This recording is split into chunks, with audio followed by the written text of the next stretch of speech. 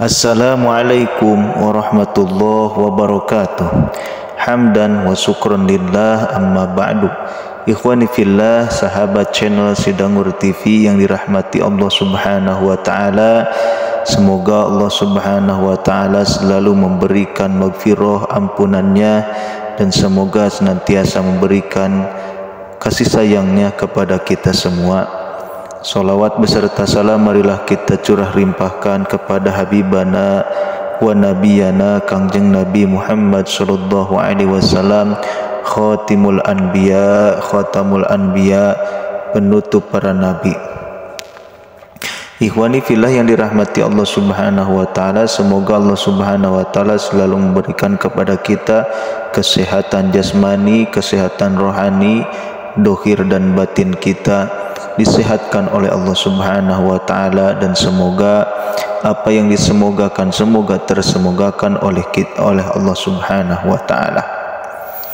Ikhwani fillah yang dirahmati Allah Subhanahu wa taala, kita sebagai hamba Allah Subhanahu wa taala sepatutnya senantiasa selalu meminta ampunan kepada Allah Subhanahu wa taala. Tidak ada yang bisa memberikan ampunan di dunia ini kecuali Allah Subhanahu wa taala. Allah Subhanahu wa taala Al-Ghaffar, Dat yang Maha Mengampuni. Maka kita sebagai hambanya harus senantiasa, kapan saja, di mana saja kita beristighfar kepada Allah Subhanahu wa taala. Bahkan baginda Nabi Muhammad sallallahu alaihi wasallam juga setiap harinya beristighfar sebanyak 70 kali. Maka kita juga selalu beristighfar. Terlebih-lebih ini di bulan Muharram, bulan yang dahsyat, yang mulia, bulan yang penuh berkah. Ketika kita beristighfar, maka Allah Subhanahu wa taala akan mengampuni kita semua. Ketika kita berzikir, amalan dan lain sebagainya, Allah Subhanahu wa taala akan melipat gandakan amalan tersebut. Dan bagaimana ketika kita menginginkan orang tua kita diampuni oleh Allah Subhanahu wa taala, maka sepatutnya kita juga memohonkan ampun kepada Allah Subhanahu wa taala agar orang tua kita, orang-orang mukmin semuanya diampuni oleh Allah Subhanahu wa taala.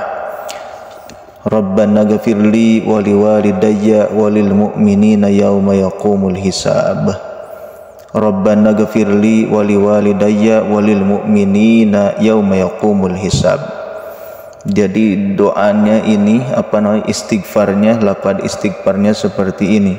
Rabbana ghfirli wa liwalidayya wa lil mu'minina yauma yaqumul hisab.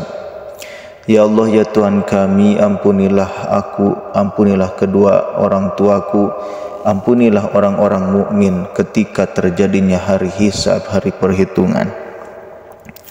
Dan apabila seseorang beristighfar terus-menerus dengan ikhlas, dengan tawajuh tawadu kepada Allah Subhanahu wa taala, maka Allah Subhanahu wa taala akan menolong kita, akan mengampuni kita semua.